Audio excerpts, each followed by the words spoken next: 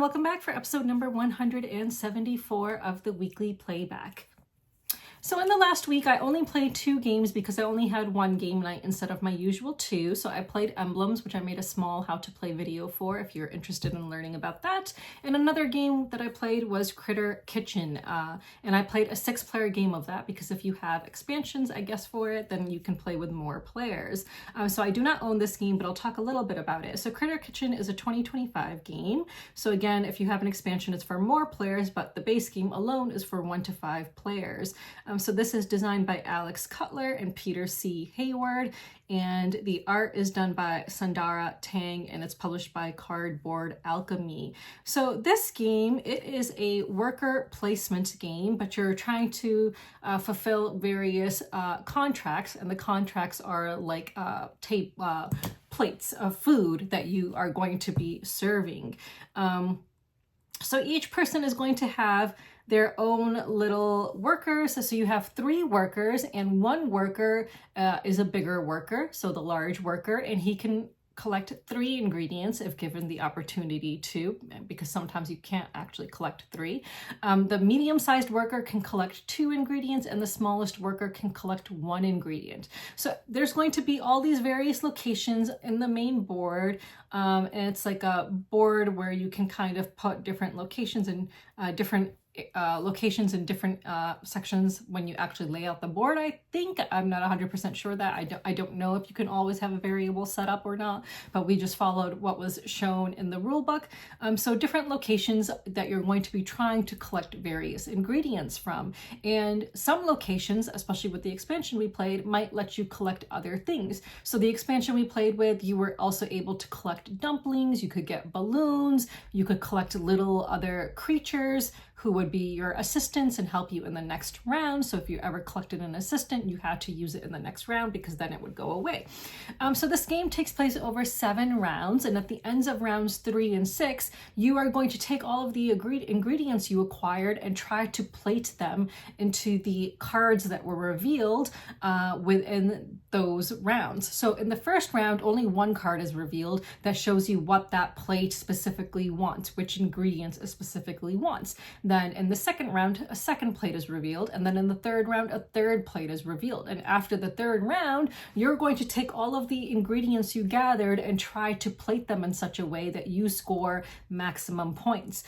So if you have your different ingredients have different numbers on them as well, by the way. So different ingredients could be numbered like 2 or 7, like 7 is pretty high, and so on. So you're trying to collect high value ingredients so that your plate is a high value plate so that you can gain more points for it. So how do you get ingredients? So at the start of each round, each player has cards that represent each of the different locations. Everyone is simultaneously going to face down, place a card above one of their 3 workers. So all 3 workers will get a card. And if you acquired an assistant in the previous round, that assistant would also gain a card. And then simultaneously, everyone reveals these cards and then places their workers where they go into those locations. And each location is going to have a spot for a small worker, a medium worker, and large workers. And there might be other players' workers in the same spot as you trying to get the same ingredients. So each location is always resolved from the smallest worker to the largest worker. So if you are the only smallest worker in a location, great, you get the first pick. You get to take 1 of the ingredients because it's the smallest worker that is available there to pick. If there's a tie, you're going to look at the tiebreaker section of the board, and everyone has a little like marker there. And if you are the person who gets to pick in a tie, your little marker goes to the end of the line. So this line is just going to keep on changing throughout the game as you are breaking ties throughout the game. So that's something that you might want to look at as well. So let's suppose you can now get to the 3rd worker, and there's only 1 ingredient left, but you have the ability to select 3. Well, too bad, you get the 1. Unless you are in the soup kitchen. If you're in the soup kitchen, you can just collect some basic soup. And soup is a very interesting concept in this game because it can be used as a substitute for any other ingredient on a plate, which makes no sense to me. Like, why would you have soup as a substitute, for example, for like carrots? I don't know. But in this game, that's how it works. But in other locations, if you're in the third spot with the largest worker and there's, you know, no ingredients left, well, too freaking bad, right? In that situation, you only get to collect one soup instead of anything, instead of 3 soups because you were not in the soup kitchen.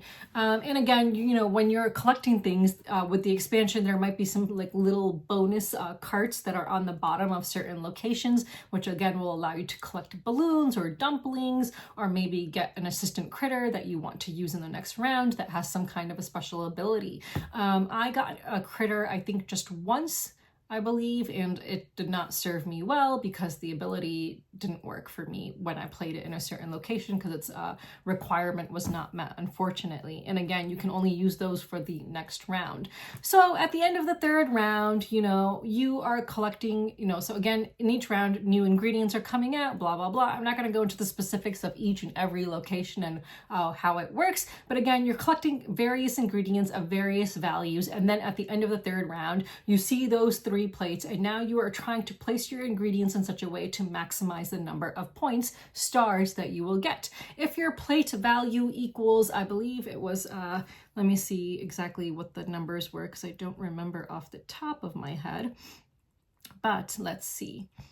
So if your plate values only 6, then you can, a minimum of 6, you can gain 1 star.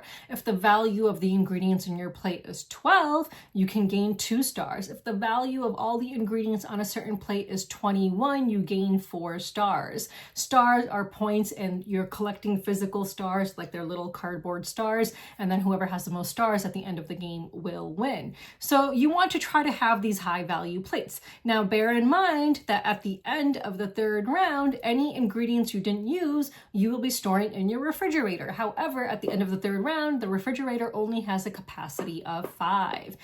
So now you're going to reveal at the end of that round, after everyone's collected their stars, you're now going to reveal the plate for the 4th round. And the plates for the first 3 rounds are now, you can just discard them. They don't matter now. And then again, at the end of the 5th, at the beginning of the 5th round, you'll reveal the plate for the 5th round. And then at the beginning of the 6th round, you'll reveal the plate for the 6th round. And then at the end of the 6th round, after you've created your plates and collected your stars, you can now store ingredients in your fridge. And this time you can store a maximum of 10. And you want to be able to store ingredients in your fridge because the 7th round, after everyone takes their turns collecting ingredients, you have one final plate, which is, you know, hidden behind your player screen, which I'll have posted a picture of here. And the final plate is where an opportunity for you to gain a lot of points that you maybe didn't gain from the plates that you plated during the first at the end of round 3 and then at the end of round 6. So the final plate, you know, there is a special critic card that you're trying to, meet, what their preferences are, whoever has the most soup, and again, soup is kind of like a wild, then they'll gain stars. If you have all 7 courses on your final plate, you'll gain stars for that, and then whoever has the highest value for each specific course will gain stars.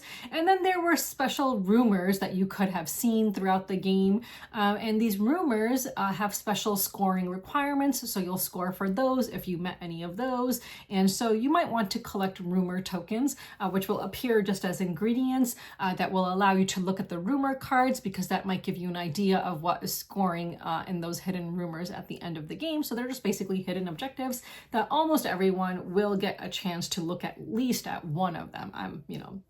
Maybe you might not look at any, but almost everyone's going to look at one of them, I would say. And then you have, it looks like you're scoring for some bonus thing, which I don't remember what that is. And then you get your final score. You're going to add up all your stars, and then whoever has the most stars will win. And that is essentially Critter Kitchen.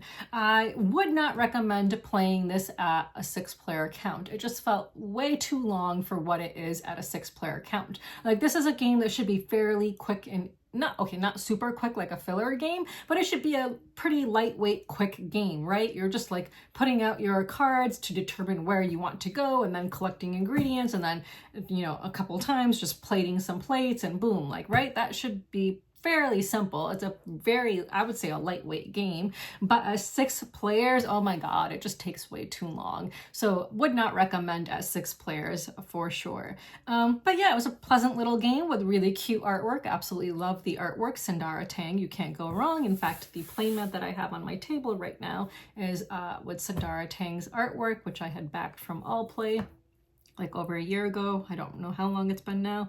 So yeah, so obviously I'm a fan of her artwork. So yeah, but that is Critter Kitchen. So would I play it again? I would definitely play it again, just not at 6 players. So yeah, so if that sounds like something you're interested in, then you should check it out. So let's move on. So for games that I'm backing, this is going to be quick as usual. I'm still just backing Honey Pot from Flat Out Games, I think it is. And that's it. It's a very long campaign. It still has 12 days left. So that is the only game that I am currently backing. So now let's go on to new arrivals. So for new arrivals, I will show the review copies first. So I feel very grateful to have received these games as review copies. So the first one I'll show is All In Predictions, which looks like a really fun, like kind of quick kind of card game. So I received this from Asmodee USA. So it's a game designed by Phil Walker Harding, and it is for 2 to 5 players, and it plays in 30 minutes. So it kind of uses poker hands in this game. So I can just show you the components. The box is nice. It's got some pretty spot gloss on it, though you can't really see it. So for components, it's got these. So I haven't played it yet, so I'm hoping to play this on Monday. And then, let's see, so you've got cards, and then you can see from the player aids, it shows you like the different poker hands. So right off the bat, I kind of have like the gang in mind. I'm not sure how this plays. It could be like nothing like the gang, but just thinking of poker hands and stuff. And then here are all the cards. So again, just it's going to just like look like a regular standard deck. Yeah. And then for other components, it's got these really cool like tokens. So there's a bunch of these with different numbers on them going up to what looks like 10. I think 10 is the highest, if I can check. It looks like 10 might be the highest. And then we've got some components in here, which I'm guessing are player pieces. Let's see. Oh, these are nice. Yeah, these look like player pieces. Oh, I like those. So I like the player colors as well. The colors are really nice. I just really like those colors. So the box is the same size as the Carnuta box. And I don't know, maybe Asmodee is going to be creating a whole like series of games that looks just like this, because even the Carnuta box has like a compartment like this with different components in it, and then some cards here. So maybe it's just like a new series of games or something, who really knows. But yeah, and then a small little rule book. So yeah, I'm looking forward to playing this. So this is from Asmodee. And then also from Asmodee, now you might have seen from my Essen haul video that I have purchased this game at Essen, but then I subsequently sold it, and I'm not sure if I ever mentioned that. So I had purchased Feya's Swamp at Essen, and then I ended up selling my copy because I knew that I wouldn't get around to playing it anytime soon. I still have games from my Essen haul that I haven't played yet, which I feel like is crazy, but there are still games that I haven't played yet. I've tried to play almost all of the review copies first, but there are still a few review copies I think remaining that I haven't played yet. And then for games I paid for, there's like even more of those that I haven't played yet. So I ended up selling my copy of Feya's Swamp, but now I've received this copy as a review copy from Asmodee. So I can't remember if I ever unboxed it before, but I'll just show it to you again. Cannot remember if I showed it before. But yeah, so it comes with the 2 different rule books and the 2 different languages. And I actually did end up sleeving the cards here just because I actually had sleeves just lying around that happened to be the correct size. If I really don't end up liking this game, then of course I'll just unsleeve all the cards because I'm not going to have cards in a game that I don't like sleeved. That's just a waste of sleeves. But since I had sleeves lying around, I ended up sleeving them. So here are the cards. I think those are all upside down. Apologies. I really like the artwork. The artwork is super duper cool. So those are some of those cards. And then we've got some of these cards. Like fishies. They're just fishies. And then there's some player aid cards. And then there's a bunch of different kinds of components. So I'll just show you a couple. But yeah, I'm really looking forward to playing this now that I have it again. So I was waiting for it to be in America, and then when I saw Asmodee actually has review copies of I was like, that's really lucky for me. So here are, for example, some player pieces. So that's player pieces for the blue player, and then you would also get tiles in your own color. And then these look like to be neutral colored pieces, so those are not any player's pieces. And then there's also like fish tokens. There's a bunch of these. Maybe that's money, I really don't know. Or maybe that's mana. I read that there's mana in this game as well, so it could be that. But yeah. And then I guess maybe I'll just show you one player board. I think these are player boards. I could be wrong. Maybe they're not. Actually, no, maybe that's not a player board. Maybe this is player. Are these player boards? Maybe they are player boards. I honestly do not know if these are player boards or not, so don't take my word for it. But it looks like they're player boards.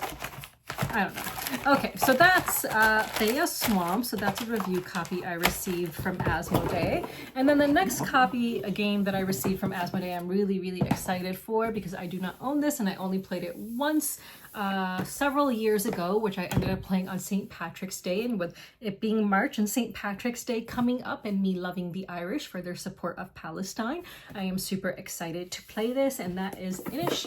And I think it's pronounced Inish. So yeah, and just look at the box. It is so freaking gorgeous. So yeah. So Inish, this is the 3rd edition of Inish, and I'm just so freaking excited. So I'll just show you. So it comes with a bunch of these different locations, and they fit so nicely into each other. So for example, like look, so here is the cove, and then it's like a puzzle. Like look at how that would just fit in so nicely. And you're gonna be creating like a big board, like a big playing area. So it's an area control game. So I just wanna show you all these beautiful locations because it is stunning. Oh, I love this so much because autumn is my favorite season. Oh my god, just so freaking stunning. And look at the northern lights in that one, just so freaking beautiful. Oh my gosh. Oh wow, that's really pretty. And some of them obviously have different things that will affect the various locations. Wow, so pretty. It's getting all... Ooh. Oh, I think we're back to the beginning, maybe? I think so. Oh yeah, looks like we've gone through the whole thing. So yeah, so those are the different locations. And then there's, you know, some other tiles. Like I'll just show you some examples of players' pieces. So like here's an example of the green players' pieces. And let me just show you the cards because the cards are really beautiful as well.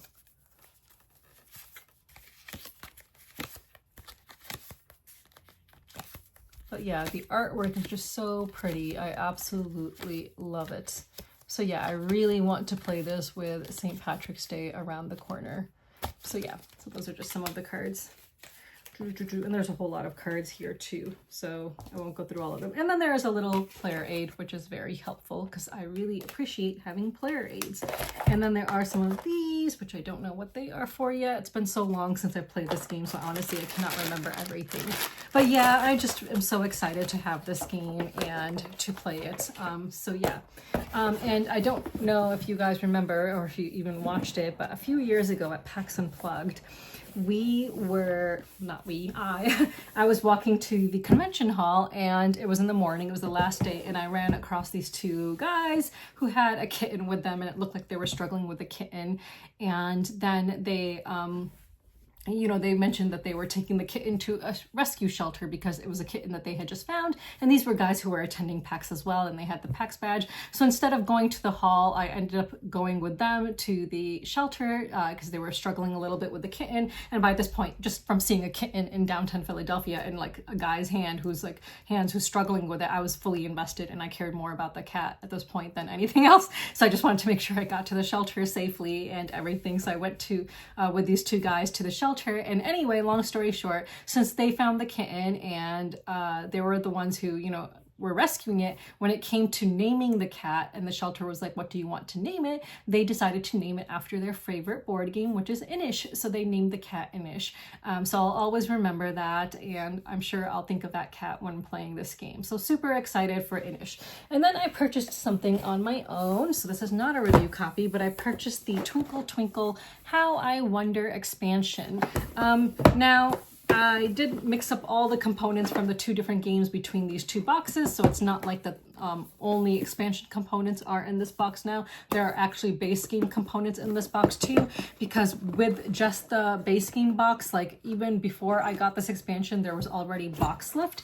We're trying to fit everything in it, but now I can fit everything in both boxes without there being box lift. So I actually have the bag from the base game in this box here, and then I have all the tiles from the new expansion that I just got in here as well, plus the tiles from the Little Alien expansion that I had purchased prior to that, and then these players components, and then I have the dry erase scoreboard in this box, and then in the other box I now have the different player boards and all of these. Like, so I have all of these for both the base game and the expansion. So definitely we'll need both boxes when going to game night, but at least there's no box lift this way. So yeah, I think the biggest pain will be just separating out all the different tiles that you want to use. So I feel like that will be a pain. And as I mentioned, when I bought the base game, still cannot take off that plastic coating from any of the tiles, and that is just driving me absolutely insane. So yeah, just really, really hate how they're like essentially glued onto these tiles. I don't know what manufacturer they used, but I've never seen plastic film on tiles that is this impossible to remove. So yeah, so that's something that I just purchased on my own recently. So that is all in terms of new arrivals. So let's move on.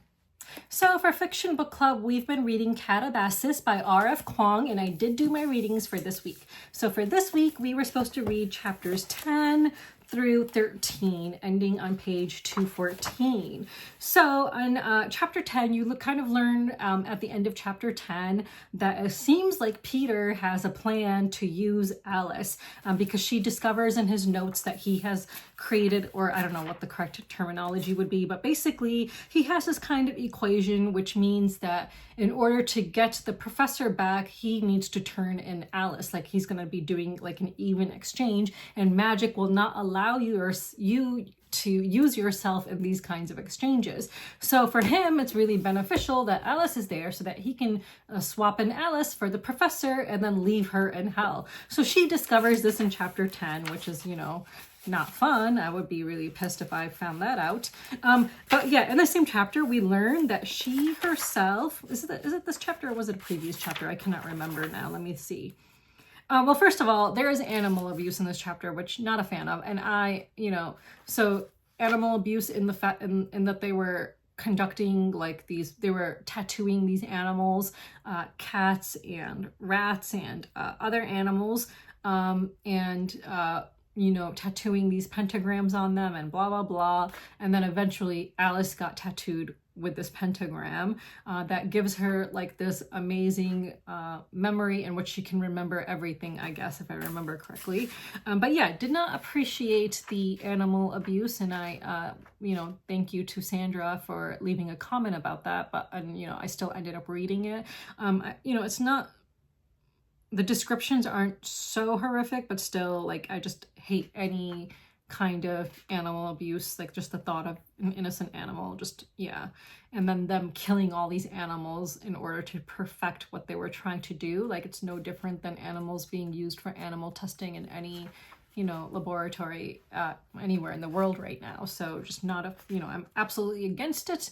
And in fact, when I was in law school, I was the president of the Animal Legal Defense Fund chapter of my law school for, I think, was I the president just 1 or 2 years? I can't remember.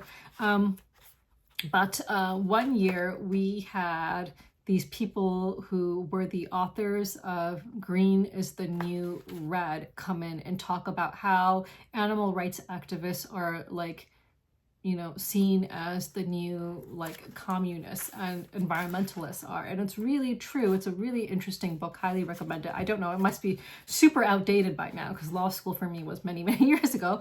I hope that they've come out with a new version or edition of it that's more updated. I'd have to look into that. I know I'm going off on a major tangent here, but there was the Animal Enterprise Terrorism Act, which made it an act of terrorism to do certain kinds of protests against animal abuse, like against animals being used in, for testing and so on. Like, so they, gave us a few examples of people who have been even confined to solitary confinement for their acts of protest that they did for animals. Like that is how, it is in the US now, which is really horrific. So again, I need to look into that book and see if there's a more updated edition of it, but just wanted to mention that. So what else? Let's see, what else did I...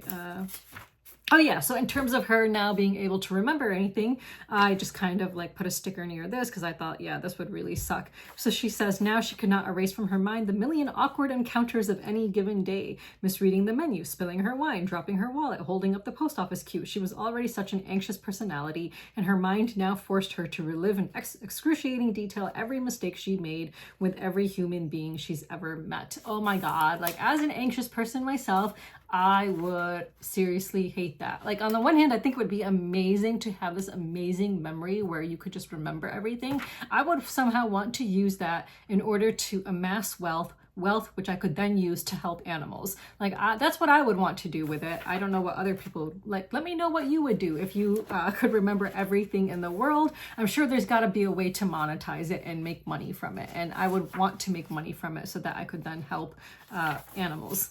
That would be amazing. Okay, so then we, what happened in chapter 11? Is that the one with the mermaid? I can't remember. I don't think so. I don't remember. The Weaver Girl. I think that's what she was called.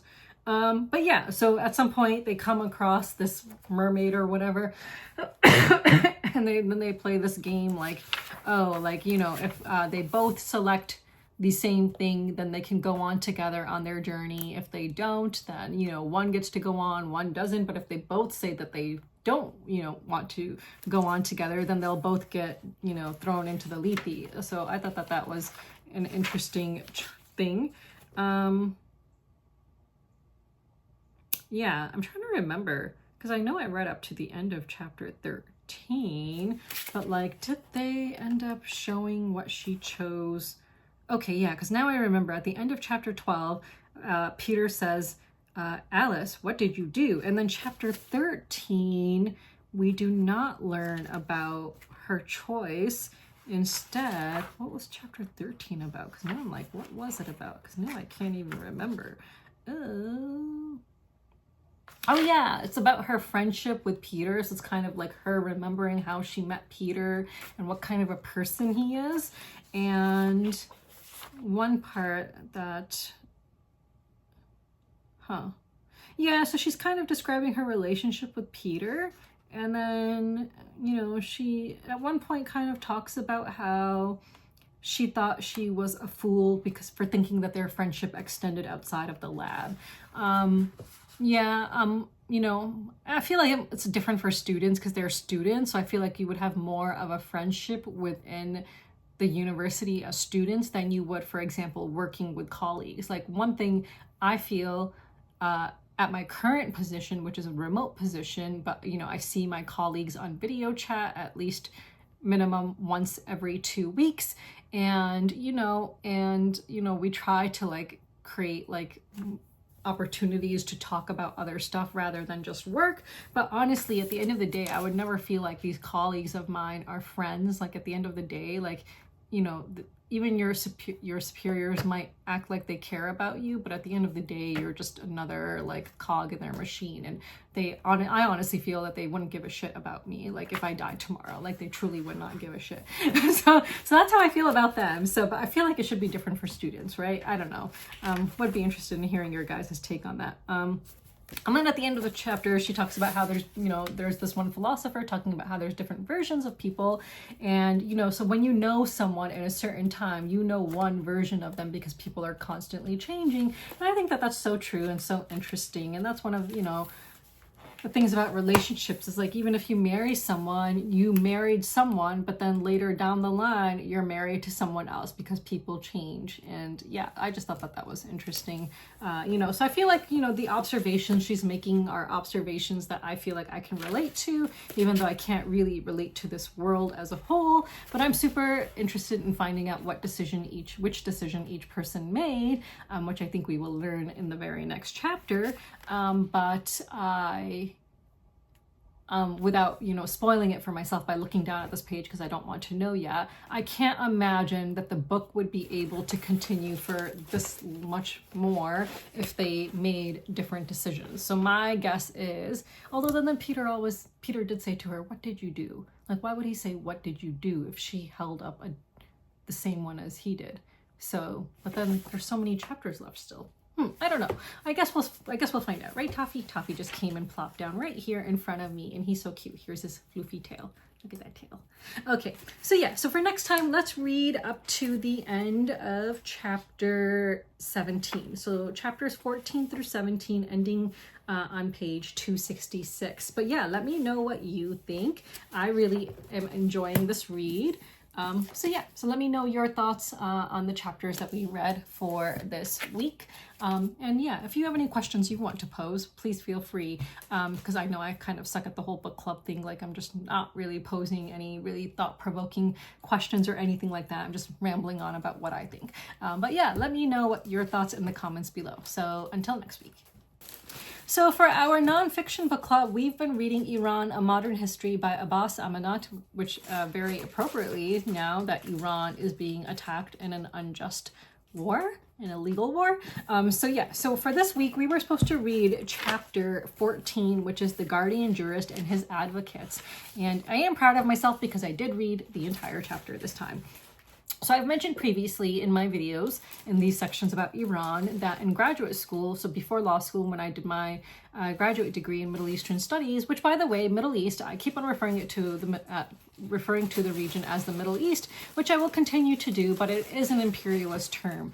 But I'll just continue to do it because it does not Svana, which is what the non-imperialist term for Southwest Asia and Northern Africa. That's the non-imperialist term, which does not frame this location with respect to the location of Great Britain, but it just doesn't roll off my tongue as easily, and I've just been conditioned to say the Middle East as well. So I'm going to try to say Svana, but I don't think many people know what that means still. But yeah, so when I did my graduate degree on this region with a focus on Iran, of course, and as I mentioned, sorry, Toffee's making so much noise here, and as I mentioned, I wrote my paper on Velayat al-Faqih. Now, my paper focused more on the actual religious aspects of it, like how Velayat al-Faqih was derived from the religion of Shiism, whereas this chapter does not. It doesn't focus so much on the religious part, but more on the part of how, just a little bit on it, but then more so on how different factions were, kind of behind Khomeini, how he kind of used different factions in order to then solidify Velayat al-Faqih in Iran. So that is mostly what this chapter focuses on. So not as much on the actual religious parts. Toffee, you have got to stop chewing on plastic. That's my fault for leaving plastic there. Okay. So I'll just highlight some of the interesting things, and I'm also going to give some commentary on stuff that is happening currently as it kind of comes up in the chapter if I have thoughts about it. So let's see. Yeah, let's see. So Guardian of the Islamic Nation. So it says, Khomeini in 1969, he had delivered a series of lectures on the subject of the governance of the jurist, a pivotal notion that came to define the ideology of the revolution. So it says, as a legal principle in Shia jurisprudence, Vilayat al-Faqih, it entrusted the jurist, the faqih, with a set of legal supervisory duties to serve as a guardian, a custodian, a legatee, or a public advocate. In its broadest sense, these duties are roughly equivalent to those of an attorney general or a public advocate in a modern legal system, though largely devoid of that system's centralized and hierarchical structure. So then, you kind of learn about how this concept arises, and he goes into a little bit about what the jurists in the Safavid period kind of believed, and so on. So let's see. So you kind of see the different schools of thought, leading up to Khomeini's kind of establishment of it. So I'm just going to kind of skip ahead to Khomeini's. So it says, Khomeini's novel reading of the notion of guardianship of the jurist as the only legitimate alternative to unjust temporal rule was at odds with the traditional Shia aversion towards political power, avoiding government offices, and for the most part engaging in state affairs. It says, Shia law generally held a position that in the absence of the Imam of the age, the 12th Imam, Imam Mahdi, any form of government, presumably even a government led by the jurists, is fundamentally unjust and therefore theoretically illegitimate. Only the savior Mahdi in 12er Shi'ism, the 12th Imam, who is considered to be in occultation upon his return to the material world at the outset of a process that leads to the end of time, will, with divine blessing, restore justice and equity to earth and establish the utopian society, in parentheses, or dystopian if we consider its apocalyptic finale, that was lost with the death of the Prophet of Islam. While the 12th Imam is absent, that is, in occultation, any form of temporal power, including kingship, is essentially unsanctified and hence tyrannical. So that's kind of just a description of what this author believes, like how Shias, believed that they should live in the absence of the Imam as a practicing Shia. Of course, I was born after the time of Vilayat al-Faqih being established as, the form of government in Iran. So that's kind of like my background to being a Shia, that's kind of like the environment in which I grew up as growing up as a Shia. So, maybe I would have thought differently prior to, if I had been born prior to Vilayat al-Faqih being established, maybe as a Shia, I would have believed, oh yeah, we can't have someone ruling, there's never going to, I don't know. So what I'm trying to say is that,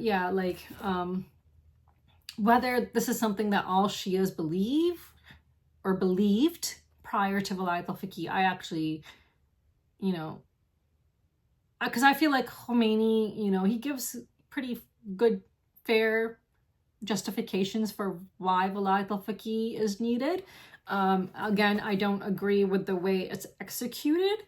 I definitely don't agree with the way it's been executed, established in Iran, but I can see the theological reasons for why Khomeini established this, Vilayat al-Faqih.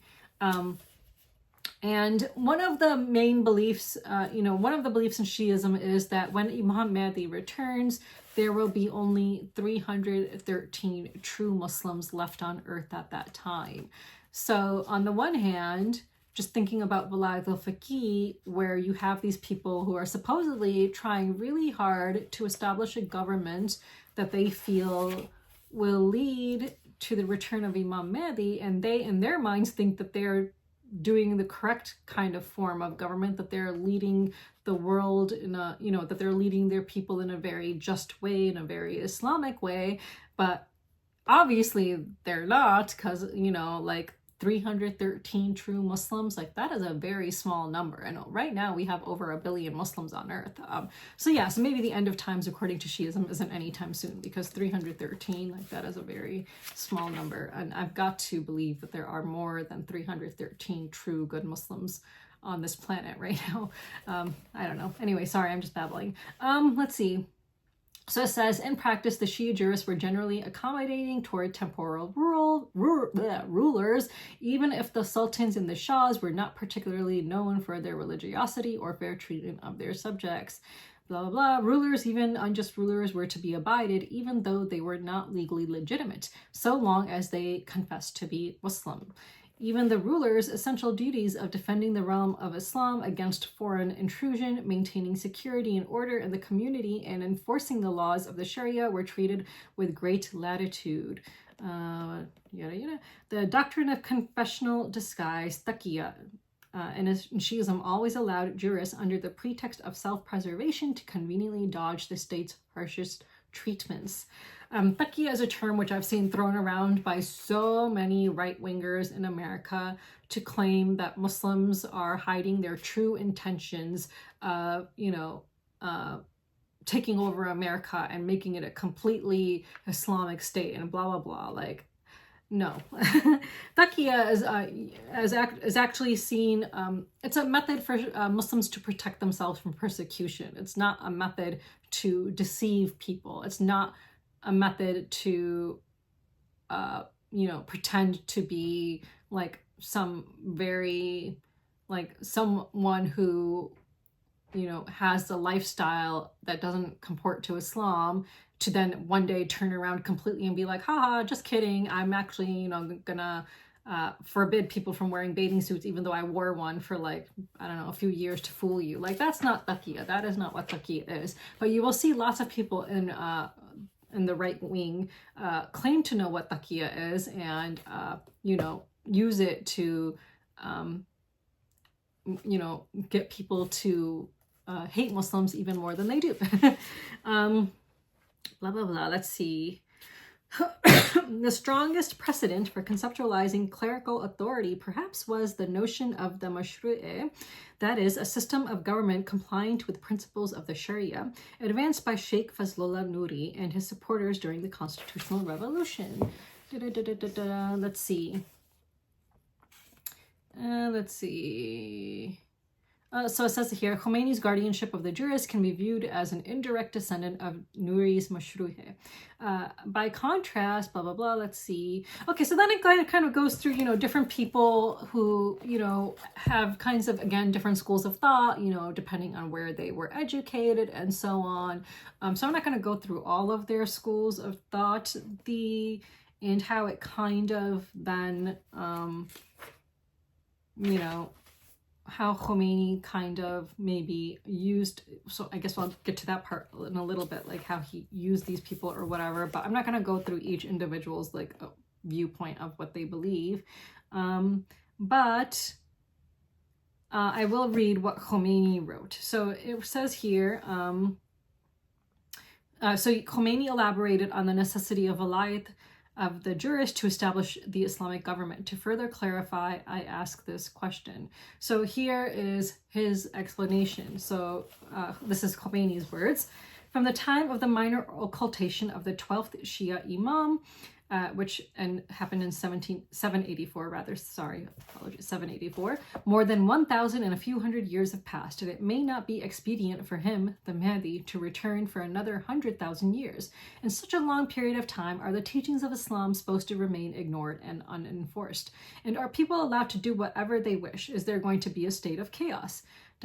Such beliefs are worse than confessing to the annulment of Islam. But no one can say that it is unnecessary to defend the frontiers of the Islamic homeland and its territorial integrity, or not collect the taxes, the poll tax, jizya, from the non-believers, the land tax, the 1/5 tax, khums, and religious alms, or say that Islamic punitive laws and obligations and laws of retribution should be abandoned. Anyone who asserts that establishing the Islamic government is not necessary, in effect, rejects the need to enforce the Islamic law and denies the universality and eternity of the blessed Islamic teachings. So, this kind of gives his justification for why Vilayat al-Fiqh should exist. And he says that, in his view, secular rulers are unlikely candidates to enforce Islamic law because, and again, we read Khomeini's own words, if the ruler is not knowledgeable about Islamic legal affairs, he is not fit to rule, for if he would just follow taqlid, a jurist, his authority will be wrecked. And if he doesn't follow a jurist, he cannot enforce the Islamic law. It is an obvious fact, therefore, that the jurists are rulers over the sultans. If the sultans are obedient to Islam, they must abide by the jurists and ask them about laws and injunctions in order to enforce them. In that case, the jurists are the true ruler, and therefore authority to rule Hikamiyat must officially rest with them, and not with those because of their ignorance of the Islamic law, and not with those who, because of their ignorance of the Islamic law, must abide by the ruling of the jurists. So this explains why he feels that Islamic rulers jurists are the people who should, in fact, control the government.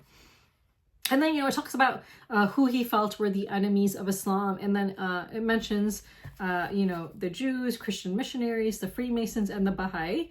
So it talks about how he echoed anti-Semitic literature. So it says, the establishment of the State of Israel, of course, loomed large as a prelude to this colonial master plan for Jewish hegemony. Coming in the wake of the 1967 Arab-Israeli War, Khomeini's allegation of Jewish hegemony implied a broader concern. Since in his view, the entire Muslim world was in danger, the bar dividing Shia and Sunni was to be lowered, if not fully crossed. It says here that the Jews were the first to spread in his view, the Jews were the first to spread anti-Islamic propaganda and hatch intellectual conspiracies. This feeling is especially prevalent today with the genocide that is being committed by Zionists. And this is why Zionism is so dangerous and actually causes a rise in anti-Semitism, right? Because if you are a state that is claiming to, carry out actions on behalf of all Jews, and those actions basically mean committing a genocide and committing the most horrific war crimes on the planet, then what do you expect to see except for anti-Semitism to rise? Toffee, you are so cute.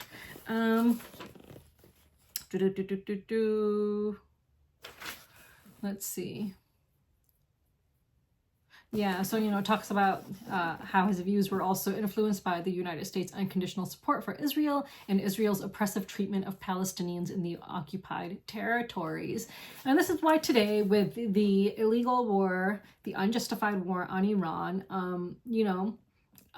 so again, your algorithm will determine what you see, but my algorithm on Instagram is showing me that there are so many, not only now Sunni Muslims, but non-Muslims seeing Shias as being the only ones who are standing up to these great evil powers, being Israel and the United States, and from them taking control and spreading their evil even more. Like, I have seen so many Westerners, non-Muslims, talking about Shiism and the revolutionary spirit of Shias and fighting these evil powers of Israel and the US. It's just very interesting because here, in order to kind of get Vilayat al-Fiqh established, Khomeini did use and talk about Imam Hussein and Imam Ali and their fights against their oppressors and oppression. And that's been,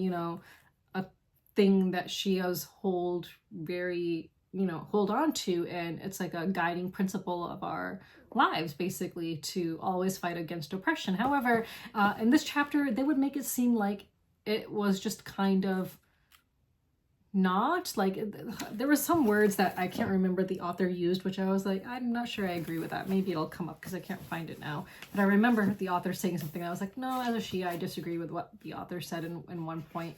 Yeah, so it's talking about Arab nationalism and how Khomeini's views are just kind of being established based on what's happening at the time, right? So you see the Arab nationalism and this and that and blah blah blah.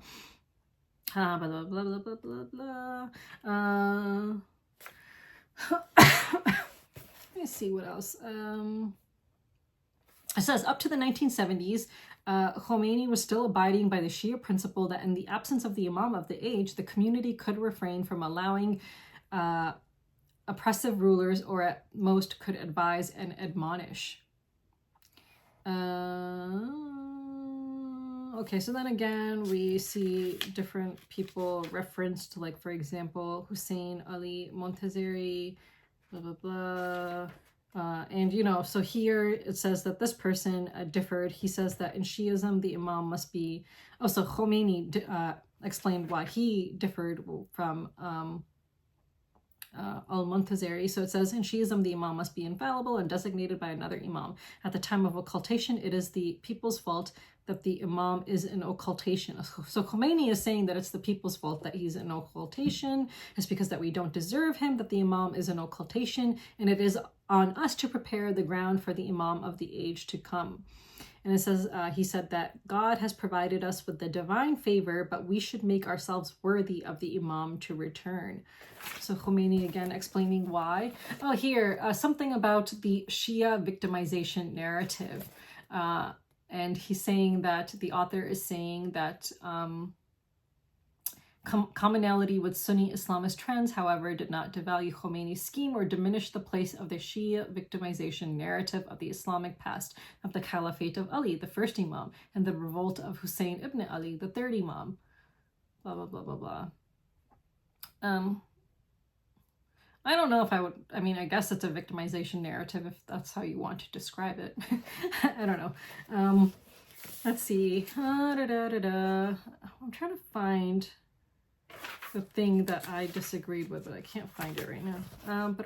So again, the making of revolutionary mullahs. So here, you know, you learn about who the different students were at the time and what their kind of beliefs were, and how, you know, they either contributed to Khomeini's rise, and then how Khomeini kind of like threw them under the bus, because then in the end he decided that no, they are not fit to be a part of the government. So that is essentially what we learn for a few pages here. Yeah,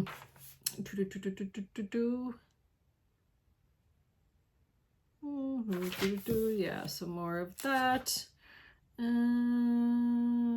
So yeah, just more people being described. I actually highlighted a lot about the different figures and what their beliefs were and how they differed from Ayatollah Khomeini and what he believed in everything, but it would just be a lot. So I mean, hopefully you've read the chapter and can kind of see for yourself how these different students came to believe in the different things that they did. And yeah, let's see. So yeah, at one point you learn about Sayyid Ali Khamenei, who is the Ayatollah who was just recently killed by Israel and the US. So we learn a little bit about Khamenei and what he studied and what he did. And you know, so one of the things it says that he came to be known for was his translations from Arabic into Persian.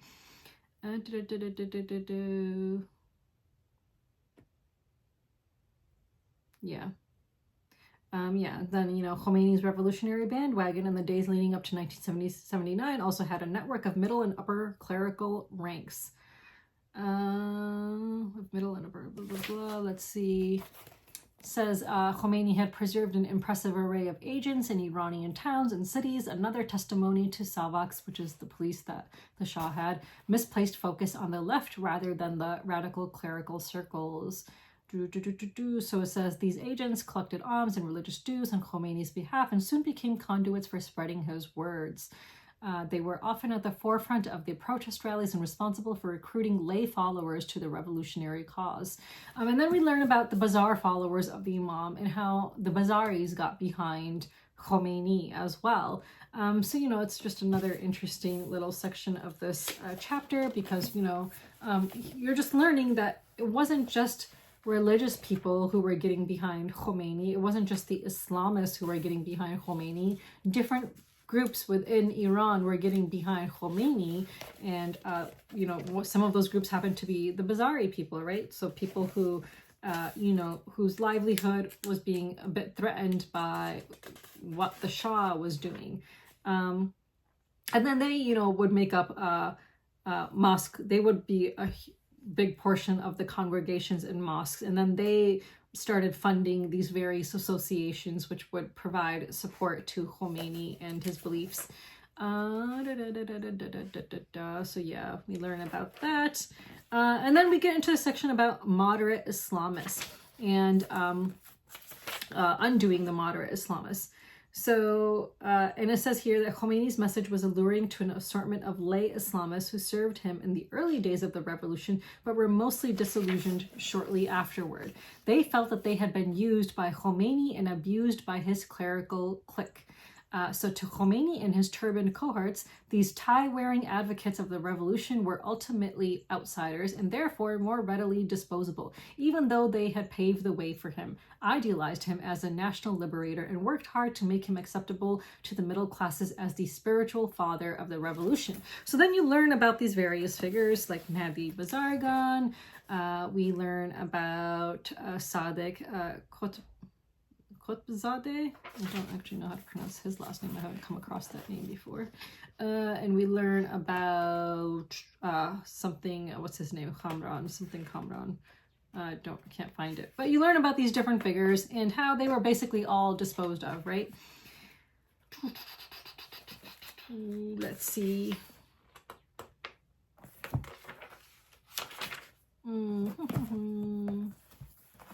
Oh yeah, sorry. So let's see.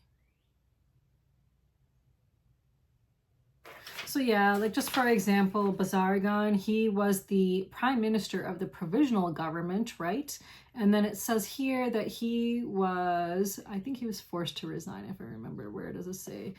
So he became minister of, no, maybe this is someone else I've highlighted about.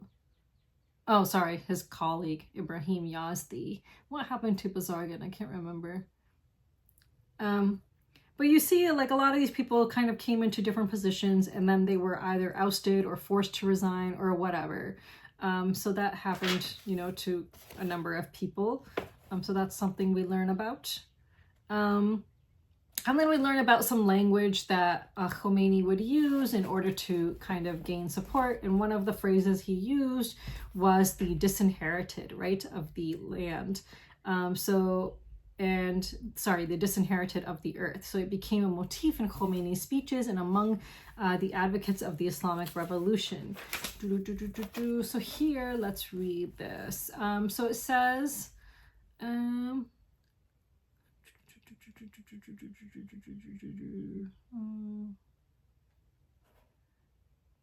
yeah, I guess there's a lot that I highlighted here, but I'm just gonna see what should I mention. So it says like men and women were led to believe that Islam, especially Shia Islam, was a religion of protest and political action against oppression and exploitation, monarchical power, and its global allies. And it says that Khomeini shrewdly managed to harness energies for his revolutionary cause because of all thoughts that these people had about Islam at the time. Yeah. So Khomeini advocated a moral struggle along the path of God. So it says that Khomeini's hybrid of Shia jurisprudence, precepts of Greco-Islamic philosophy, a mystical outlook with a Neoplatonic Platonic flavor, and radical political viewpoints influenced by ideologies of the left infused into an Islamic agenda brought out in him an enduring leadership. So it says that Khomeini was a quick study, adjusting to new realities, negotiating when the situation called for it, and persuading others by means of coercion, intrigue, and charm. He was resolute, confident, and mostly uncompromising. Yada yada da da da da da to most Iranian people. So yeah, so you know, to most Iranian people, it says here, who for decades had not seen a turbaned man in a position of power, Khomeini appeared unique, and he spawned an image of an ascetic from bygone times. Yeah, so they said that, you know, the author says that to many countrymen, such unconventionality was awe-inspiring, even terrifying, and yet appealing. Yeah, so, and his look stood in stark contrast to the formalistic militarism of the Pahlavi era, and especially to the Shah's royal opulence. In his plain cloak, Khomeini appeared deceivingly authentic, in contrast to the Shah's dazzling appearance in military uniform, rich with fringes and accoutrements. Yeah, so then again, you know, Khomeini stressing unity against the corrupt and repressive Pahlavi regime, blah, blah, blah. Let's see.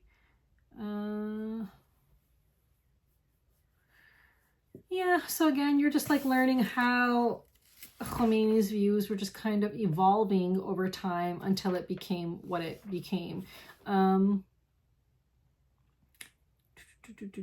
yeah, so here, like for example, earlier on, Khomeini preferred to speak of a movement, Nazat, rather than a revolution, Inqilab. So then it says here that, you know, phrases he had were like, he must go, Bayad Beravad, you know, was his call for the Shah to abdicate.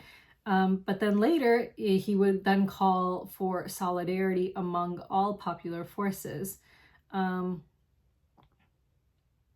Yeah, so it says he was careful to convey a tantalizingly simple message of unity that ordinary people could easily grasp. After years of silence, the thrill of enormous multitudes, hundreds of thousands, if not millions, crying out neither Eastern nor Western, but the Islamic Republic, na Sharqi na Garbi, Jumhuriye Islami, was intoxicating, even if the true ramifications of an Islamic Republic were not yet understood, even by Khomeini's close allies.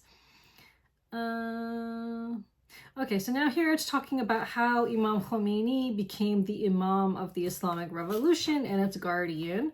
And it's saying that it was particularly remarkable given the connotations of both terms in the Shia Messianic context. So here it says, in the long history of Shiism, no other mujtahid or any other mainstream figure had ever assumed the title of Imam or was referred to as such by his following. So, you know, if you're not someone who doesn't know the differences between Shia and Sunnis, Sunnis, when you go to a mosque, for example, a Sunni mosque, they'll refer to the person who is leading prayers as an imam. In Shiism, we have 12 imams, and those 12 imams are all related to the Prophet, the first one being his cousin and son-in-law, and then the rest all descendants of the first imam, starting with his two sons, Hassan and Hussein. So that is what imam is in Shiism. So we have 12 imams. When we go to a mosque, for example, we do not refer to the person leading the prayers as an imam. But here it's saying, so yeah. Oh yeah, so again, I'll just read it. So Imam in Twelver Shiism was exclusively reserved for the 12 Imams, whom the Shias considered loci of divine inspiration and true successors to the Prophet of Islam. In effect, Khomeini no longer was a mere jurist or marja. He appropriated qualities of a deputy of the Shia Mahdi. He theoretically was assumed to be a deputy of the Imam, yet he was routinely addressed as Imam in everyday parlance. And that was what mattered in a revolutionary environment. Even the claim to individual deputyship on behalf of the Imam of the age was pure novelty. No established authority since the 9th century had ever claimed to be the deputy of the Imam. And then it says, even Abdel Ali Karaki's claims in the 16th century were couched in a cautious legal language that limited the implication of jurist deputyship. Ironically, any such claims by messianic prophets stood to be denounced by the mujtahids and gravely punished, as in the case of the 19th century Sayyid Ali Muhammad the Bab, who is considered, I believe, correct me if I'm wrong, a prophet in Baha'ism. Now, this is what I wanted to talk about, because he says, ironically, any such claims by messianic prophets stood to be denounced, blah, blah, blah. So here's the issue. I don't think it's an apt comparison, because claiming you're a deputy to the Imam is not the same as claiming you are a prophet and that you have divine inspiration from God. So the problem and why Shias, like for example, Khomeini or whoever at the time would view Baha'is as being apostates, or is apostate the right word I'm looking for?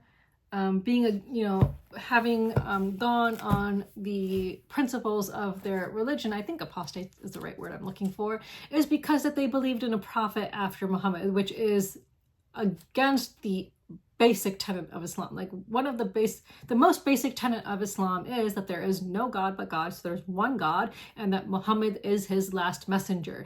If you believe that there is a messenger after Muhammad, you are no longer considered Muslim. Like that is basically going against the most basic tenet of Islam. So to make that comparison, that by calling in parlance Ayatollah Khomeini Imam was ironic because, you know, such claims by messianic prophets stood to be denounced, it's not ironic because Khomeini is not claiming he has divine inspiration. So this is where I disagree with the author. Like, it's not a good comparison here, because, you know, the Bab was claiming divine, someone can correct me if I'm wrong, was claiming divine, you know, knowledge or inspiration from God. And if anyone does that, that completely goes against Islam. Khomeini did not ever claim that. No Ayatollah or faqih in the government would claim to do that. Khamenei didn't claim to do that. No Ayatollah would ever claim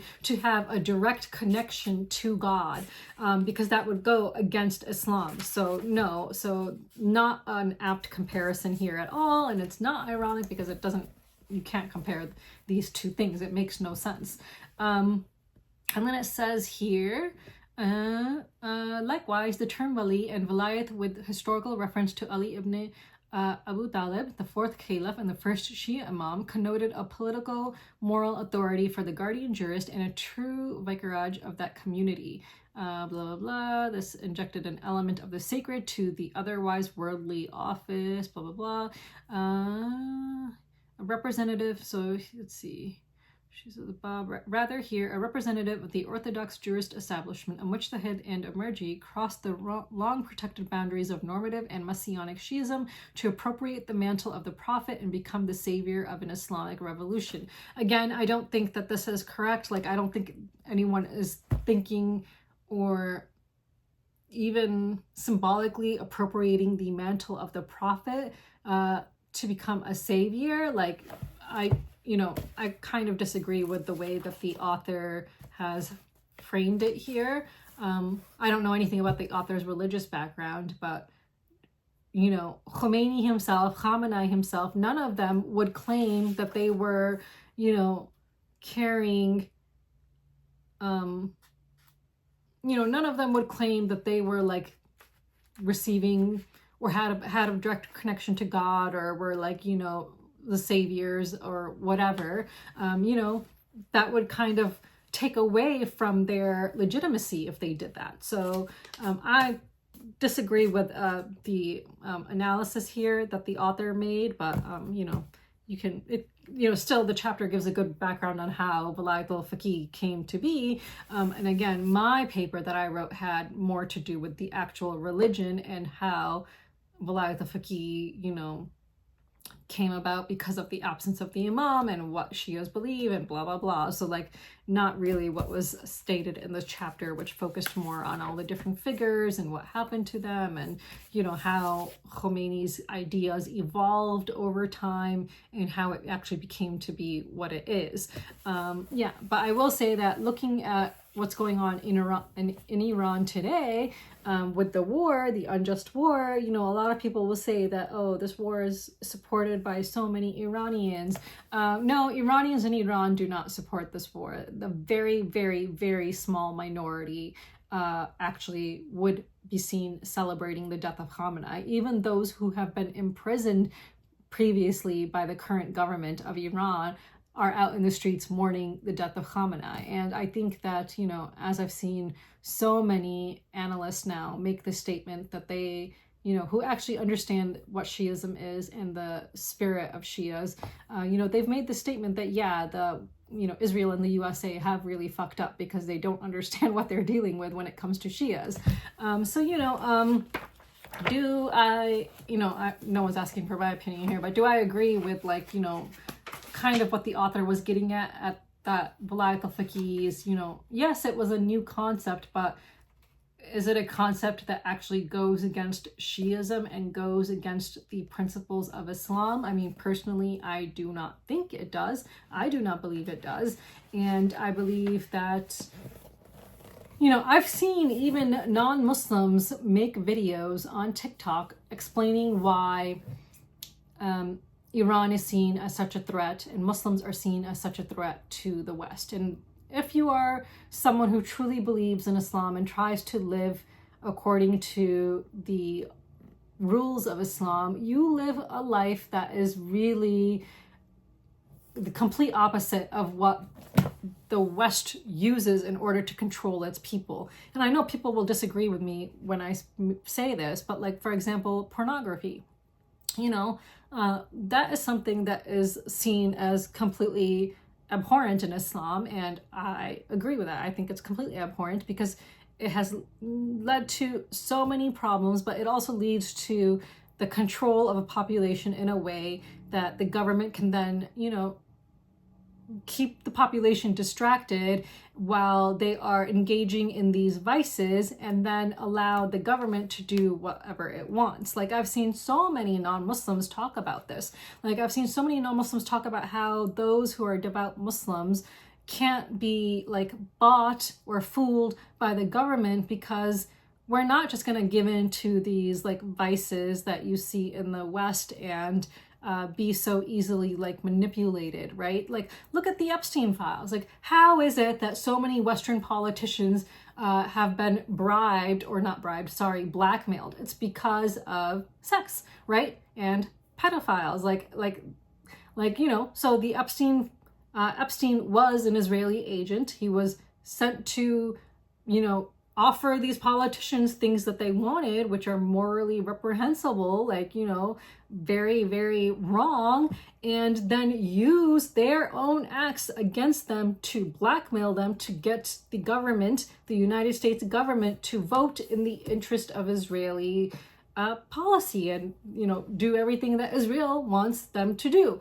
And how are they able to do this? With sex, with children, you know, and so many disgusting, really disgusting things that you can read about in the files. Islam goes against this. And this is why Islam is such a threat to the West, because if you are a true good Muslim who believes that you are going to be judged on Judgment Day, you aren't going to like give into all of this disgusting stuff. There are Muslims who do, and who would those Muslims be? Like the leaders of the Gulf states, like Saudi royals. Like we've seen in the Epstein files, Saudi Arabia mentioned a few times, like some of the Saudi figures. We've seen that there's someone from one of the Gulf states who was even at one point, I think, if I remember correctly, trying to basically offer her own sister to Epstein, if I remember correctly, this one Muslim woman from a Gulf state. And that is why, you know, you see in right now when Iran retaliated for being bombed first by Israel and the US, how did it retaliate? It retaliated by bombing US bases in these Gulf states. Like, just look at where these US bases are. Who have they been able to buy out? They've been able to buy out these Gulf Muslim rulers who have given into this lifestyle of decadence and everything that Khomeini was trying to preach against. And there was something about that in this chapter. I think I must have passed over it when I was going through, but there was something about that. I thought I had put a star next to it. Oh yeah, here we go. So on page 747, so it says Khomeini, you know, this is Khomeini's view. Since the holders of temporal power, he asserted, were facilitators of such hegemonic designs, they were no longer capable of discharging their traditional duty to defend the Muslim community. They were, he asserted, guilty of collaborating with the infidels in plundering the realms of Islam, and Iran in particular, of its riches, violating Islam's chastity and honors, and displaying servitude towards Western masters. This would really accurately describe the Gulf leaders of Islam. This would accurately describe like what Dubai has become, right? So like when Iran started launching missiles at Dubai, and who are the people in Dubai who are now like, oh my God, we thought that this would never come here, like this would never happen to us. Why did they think it would never happen to Dubai? Because Dubai sold out on any Islamic principles. Like Dubai you know, is a place that is known for its opulence and everything that kind of goes against what Islam is. And that's why we see these so many, like, even non-Muslim content creators on TikTok talking about why the West sees Islam as a threat, and more specifically Iran as a threat, because Iran does not give in to these things that then allow the West to control them. And that is the, you know, it really, like, that's one of the main things it comes down to.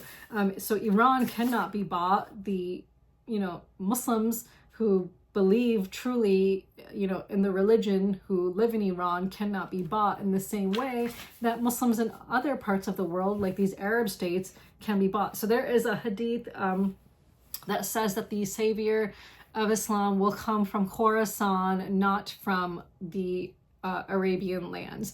Khorasan, which is in Iran. And I've seen so many people talking about this on Instagram, because there are so many Shias who, non-Shias, who have like kind of woken up to the fact that who is it that's fighting against these imperial colonialist powers? It's Iran, it's the Shias. Like, you don't see Arab states defending Palestinians the same way that Shias do. You just don't see it.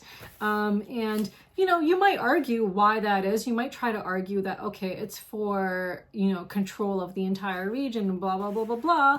I would argue it's because of our faith and our beliefs that, you know, in the saying, every day is Ashura, every land is Karbala, which goes back to the Battle of Karbala and how Hussein was standing up against an oppressor. This saying basically is telling Shias that no matter where you are, treat it as Karbala and treat every day as Ashura, because wherever there is oppression, it is your duty as a Shia to fight against it. And that, as a Shia, is something that we take to heart. I'm sorry, I know I'm rambling a lot here. I don't even know where I was going with this. But I think that, you know, I think as a Shia Muslim, at least, I can see why the West would view Iran as a threat, a Shia country as a threat, because we will not be bought. We will not give in to this Western society that will allow then governments to come in, blackmail politicians, and do whatever the hell they want. Like, no. So yeah, I don't know. I know I rambled on a whole shit ton here, but anyway, I don't even know where I was going with this, but I think I'll just stop there. But yeah, let me know your thoughts about Walayat al-Faqih, what you thought was interesting, if you want to like somehow tie it into what you see today. Again, I would encourage, you know, I'm not trying to convert anyone to Shiism. I love being Shia, and I'm a very proud Shia. Like, I, you know, and I don't consider myself to be Shia just because I was born into a Shia family. Like, I was raised in a very Sunni town. Like, growing up, we were the only Shia family in the entire city growing up. And, you know, it was not easy, because you know, there were times when Wahhabi and Salafi influence really infiltrated the city that I grew up in, and being the only Shia family, like, even a Muslim friend, like this one girl who was in the same grade as me, who I was friends with, like, you know, even she at one point like stopped associating, like talking to me, and like her family didn't invite me to her graduation party, her high school graduation party, because of the Wahhabis and the Salafis who would forbid it. We were, you know, so many families were forbidden from associating with us, and they were ostracized if they did associate with us because we were Shia, and in their eyes we were infidels. So growing up in this very Sunni town, I took it upon myself to read as many books as I could about religion, and that didn't include books only written by Shias. It included books written by Sunnis, because I wanted to ensure that I felt I was on the right path. And after reading a whole lot of books on Islam, and I mean a lot, like a lot, and at one point in my life I actually wanted to go to Qum in Iran and study at a hawza, but then my mother was like, no, you know, you need to have a balance in life. Like, you're living in this life, you don't need to go to Iran to study. Like, you know, you can still live your life and still be a good Shia. So I was like, fine. So I didn't end up going, but there was a point in my life where I was really ready to go to Iran and study in a hawza, because I loved learning about my faith. So yeah, so I don't consider myself a Shia just because I was born Shia. Like, I studied my faith and I came to the conclusion that this is what I believe in, and I am very proud to be Shia. Again, I started babbling and I don't know where I was going with this. Yeah, so I'm not trying to convert anyone. Like, I don't care what your religion is. I really, truly don't care. Like, I have people, you know, I'm friends with people of all different backgrounds, all different religions. So not, you know, I'm not saying any of this to try to convert people. I'm just trying to show you why Iran cannot be bought as long as it remains a Shia state. And again, I don't agree with the things that the government does. The government does a lot of horrible things which are very anti-Islamic, actually, and I'm sure we'll get to that in this book. But you know, as long as there are Shias who believe in what we were taught by our imams, Imam Ali and Imam Hussein, as long as those Shias still exist in Iran, then Iran cannot be bought. And Israel and the US are fighting a losing war. Like, they will lose. They will lose this war because they don't understand who the Shia people are and how it is death before dishonor for Shias. Like, it is truly death before dishonor. And that is a principle that we hold dear to our hearts. So yeah, so it's a losing war for them. So they don't know what they are fighting against. But it is exactly why Israel and the US view Iran as a big threat, because we can't be bought. We can't be, you know, whatever. Like, we can't be controlled. We can't be bought by this, you know, decadent, like, opulent lifestyle, like, of Dubai or whatever. Like, no. Yeah, gross. Yeah, so anyway, I've really rambled a lot, and I don't even know where I was going with half of the stuff I was saying, because I tend to lose my train of thought a lot. Happens a lot. But let me know what you think. And for next time, we can read the next chapter, which is chapter 15, Consolidation of the Islamic Republic, 1979 to 1984. How long is this chapter? I wonder if I can read the whole thing. It seems quite long. Oh dear, this seems like a long chapter. So it goes from page 773 to 820. So yeah, maybe I can read the whole thing. We'll see. I don't know if I'll be able to read the whole thing, but I will endeavor to do so. But if you are interested in following along, especially since it's super relevant today, then let's read chapter 15 for next time. But let me know your thoughts about, you know, what we read for this week in the comments below. And whether, if you have any questions, again, I'm not an expert. It's been a long time since I've been in graduate school. Like, this is as much a refresher for me as it is a learning experience for you. So, you know, but if you ever have any questions about Islam, about Shiism, about Iran, then please feel free to leave them in the comments below. But I'll talk a little bit more about that in my rant of the week. So I'm going to try to keep this week's rant of the week short, but, you know, what have I seen in the last week? I have seen so many people in the board game industry give their incredibly uneducated takes on what is happening in Iran. So for a while, I'm just going to shift my focus to Iran, of course, but the genocide of the Palestinians continues. Israel bombing Lebanon and bombing densely populated civilian areas in Lebanon is happening right now too. So, you know, you can't ignore that. You can't ignore what Israel is doing in the West Bank right now. Like, Israel is, while bombing Iran, doing all these other war crimes and atrocities in other places, because, you know, it's using Iran kind of as a shield to prevent people from seeing what it's still doing in this ongoing genocide. But yeah, I've seen so many shitty takes on what's happening in Iran, and I've seen so many people like professing to be experts in Iran. So I watched a really good video on TikTok today. It was this white guy from somewhere in America. And he was like, oh, before Israel and the US bombed Iran, you as an American probably didn't even know the name of any Iranian cities except for maybe Tehran. Maybe you knew about Tehran, but do you know the names of any other Iranian cities? Doubtful. Did you know the difference between Shia and Sunni? Did you even know that there are two main sects to Islam? And do you know what those differences are? Doubtful. Do you know that Persians are, you know, the people of Iran are primarily Persian, though there are other ethnic groups as well. They are not Arab. Did you know that? Probably not. Do you know what happened in 1953? Probably not. Do you know why, you know, Iranians started like, chanting death to America? Probably not. You know, so here are things that you probably should, at a very, very bare minimum, know about if you are going to give any kind of take on what is happening in Iran. But the vast majority of Americans just don't know, and they still feel entitled to give their super shitty takes on what's happening. And I've seen so much of that in the board game industry. Like, I am just, it's like, it's so infuriating. And this takes me back to the time when I had so many of these so-called woke people in this industry, you know, just shitting on me all the time because apparently I'm a TERF, I'm this, I'm that, I'm blah, blah, blah. You know, I think I shouldn't have to prove I'm not a TERF, but I think by now I've proven that no, I believe trans people should have their rights and everything. Like, I'm not a freaking TERF, but whatever, you know. And I got shit on for outing Helena Kapla as a Zionist that she is, and blah, blah, blah, like all these things that, you know, that were happening. And back at that time, this one board game was coming out, which is one of my favorite board games because it takes place in Iran. It's called Merv, and Fabio Lopiano is one of the designers, and the publisher is Osprey Games. Who did they hire as their cultural consultant for this game?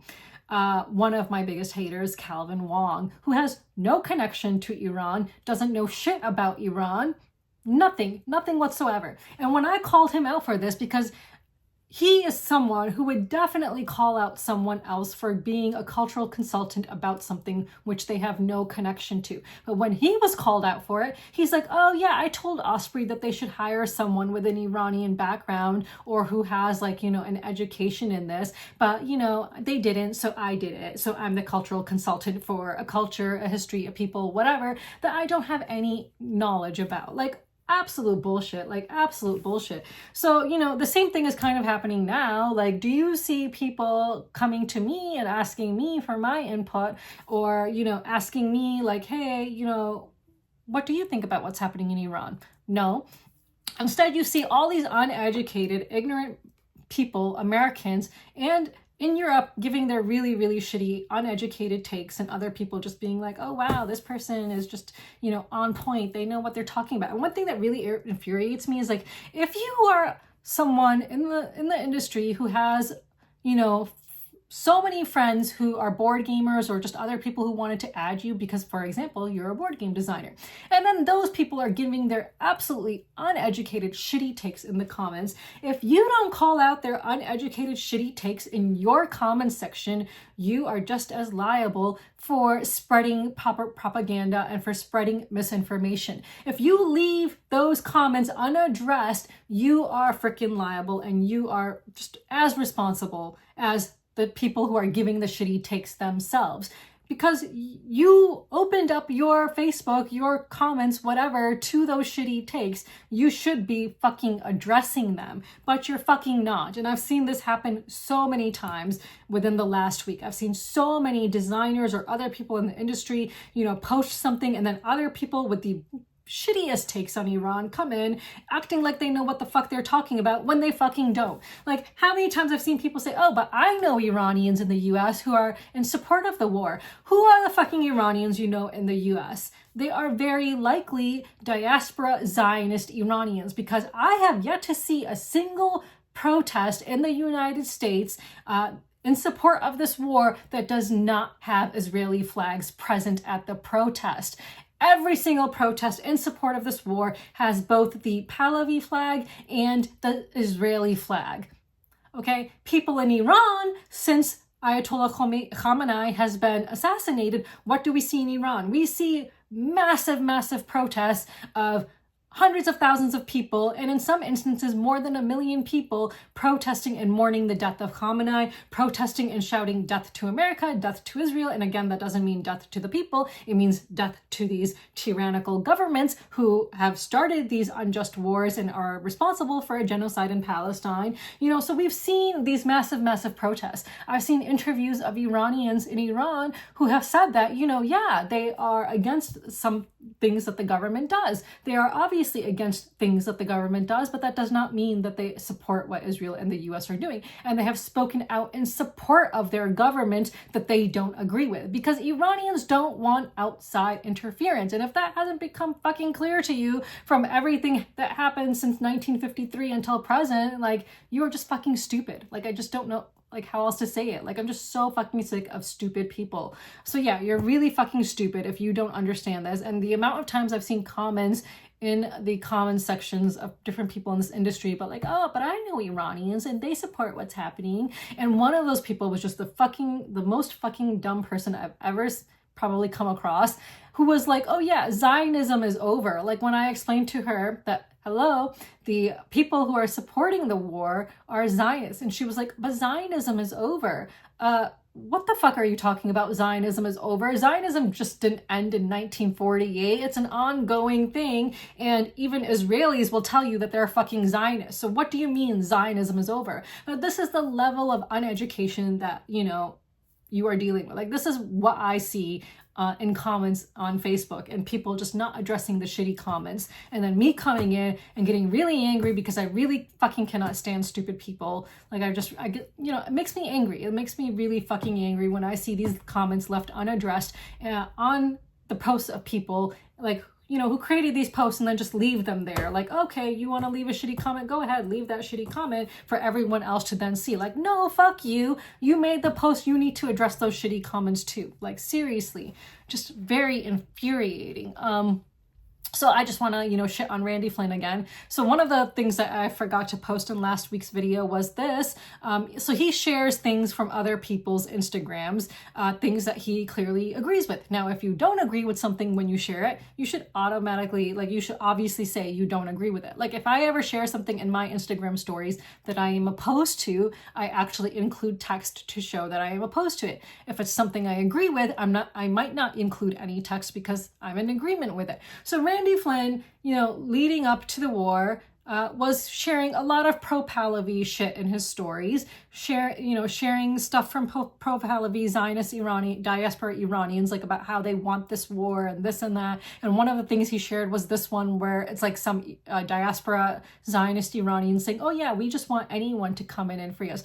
No, no, no. First of all, again, who is making this statement? Who the fuck is making this statement and that Randy is sharing? It's a Zionist diaspora Iranian, okay? Again, Randy, who lived in Iran as a fucking child, has he actually talked to Iranians in Iran? Has he bothered to look at what the people in Iran are actually saying, what they're actually doing, how they're actually protesting against Israel and the United States? It seems no, he's fucking not. Instead, he keeps on sharing these shitty takes. Like, it's just really fucking infuriating that Randy, you know, consistently shared posts in his stories that manufactured consent for this war. And yeah, and as someone who claims to be woke, you're manufacturing consent for a war started by imperial colonialist powers for imperialist reasons. They are not going to fucking free the people of Iran. They don't give a shit about the people of Iran.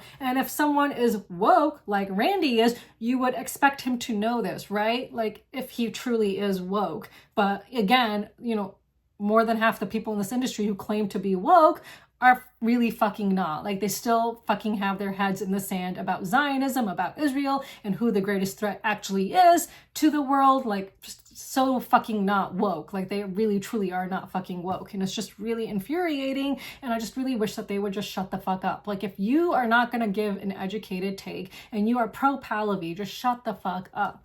And then I just want to, you know, rant a little bit about Eric Lang and Elizabeth Hargrave. So Eric Lang, who is someone who made a statement when October 7th happened. He will make a statement whenever something happens in Israel that causes Israelis to feel like, you know, that they are under attack. So back in 2021, he made a statement in support of Israelis against, you know, Palestinian aggression or whatever. And then I had called him out on his shitty taken back in 2021, which then led to the whole Helena Kappel thing and me calling her out as a fucking Zionist. And by the way, Eric Lang is friends with Helena Kappel, the fucking Zionist.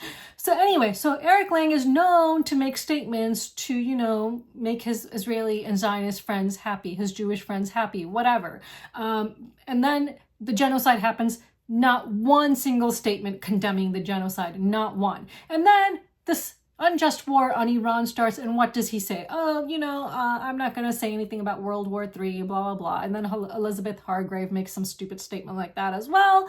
What the fuck is this? This is fucking privilege. Like, this is fucking privilege. Like, you fucking hypocrites, like, you will make statements about other things, but then as brown Muslims are now being killed in Iran. Like, oh no, you just don't have the mental, capacity now to deal with it. Like, you just want to protect your feelings and protect your emotions and protect your mental health. That is just fucking privilege, okay? And you yet again are showing that brown lives don't fucking matter. That Muslim brown lives do not fucking matter. So seriously, just fuck you and fuck your privilege. Like, seriously, like, these people are just such fucking hypocrites, and it just really boggles my mind that so many people just don't fucking see it. Like, they just don't fucking see it. But I will continue to call it out at the expense of followers, which I've been losing again since I've been very vocal about this unjust war on Iran. I've obviously noticed that there are people who used to look at my stories, who stopped looking at my stories even because, I don't know, maybe it's just too much for them and they don't want to like be exposed to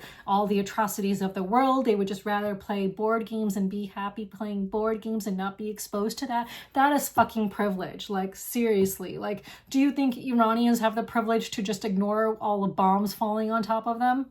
Do you think that they have the privilege of doing that? But you have the privilege of just ignoring it, and that's perfectly fine. And when it's your tax dollars that are doing this, like, no, seriously, just fuck you. Like, if you just are the kind of person who's like, oh, I can't get involved in politics for my mental health. I can't think about politics for my mental health. No, just fuck you. Just fuck you. Like, seriously, like, if you don't care about the systems that are in place to continue the oppression of people in other parts of the world and in your own fucking country, like, what the fuck is wrong with you? Like, you are a fucking child then. Like, if you are an adult, you should fucking care. Like, you as an adult should fucking care what your government is doing to its own people and to people in other parts of the world. You should just fucking care. Like, I'm just so fucking sick of people. I just really, really hate people, and I really hate stupid people.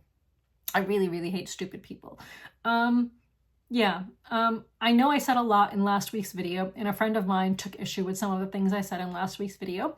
And one of the things he took issue with was the fact that I said that Hind Rajab was shot at more than 300 times. He wanted me to clarify that it was the car she was in that was shot at more than 300 times and not her.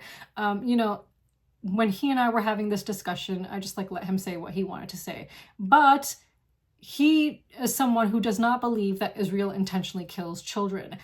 There is so much fucking ample evidence that Israel intentionally kills children. Israel intentionally targets children. Like, there is just so much fucking ample evidence out there. Like, I just do not fucking understand people. Like, open your fucking eyes and consume news from outlets different than the ones you typically consume news from. Like, once you start consuming news from people who are actually in the countries that you are consuming that news about, you will hopefully then, your algorithm will start showing you more of that. The algorithms, they do want to work against us because they actually are, in fact, these companies are in fact owned by Zionists and controlled by Zionists. Like, that is no fucking surprise. Like, TikTok bought out by a Zionist, Instagram controlled by Zionists, so it's really, sometimes sometimes the algorithm doesn't always show you the things that you want to see, and it'll show you a lot of Zionist propaganda too, but still, you will still see things from, creators actually inside Palestine and Iran once you start seeking those out yourself. And again, I know this is the problem, like with me ranting, the people who should be listening to my rants aren't going to. The people who already are educated, who already are well-informed, who already are actually truly woke, are probably the ones who are watching this and in agreement. And unfortunately, the industry is just not going to fucking change because people are cowards when it comes to calling out their friends and in the industry. So do I expect to see any change for the better? Probably not. And I'm probably going to be really fucking angry all the fucking time because now, as a Shia Muslim who cares deeply about the Palestinian people and is now seeing Iranians bombed and killed and people justifying these bombs dropping on Iranians, now I'm even more fucking angry. Like, I'm just going to be angry a lot. And just to wrap up this rant of the week, I just want to remind people that Level Up Retreat is coming up, and Alex Radcliffe does have some does have some special guests lined up to appear at his convention. But just a reminder, Alex Radcliffe is a fucking Zionist, and he does not believe that there is a genocide in Palestine, because apparently he fucking knows better than so many scholars on this planet, including Israeli scholars. Yeah, so just, you know, think about where you're putting your money, and don't support Zionists. Yeah, I guess that is where I will end this. Okay, let's move on. So I don't know if I've ever asked this before on this channel, but I just want to know, what is your favorite board game convention if you do attend board game conventions? And if you are someone who has ever attended Gen Con, is it actually worth attending? I did apply for a media badge. I don't know if I'll get approved or not. I just thought I would just apply for the fun of it. I've never been to Gen Con, but even if I do get approved for a media badge, I don't know if it's a con worth spending a lot of money on to go to, because actually going to Gen Con is quite expensive. You know, the cost of, you know, accommodations, and just Indiana being where it is, just getting there, even the flights are super expensive if you fly. Yeah, so I just wanted to know what your favorite conventions are, and if you've been to Gen Con, whether it's actually truly worth it or not. So let me know in the comments below, and until next time, bye.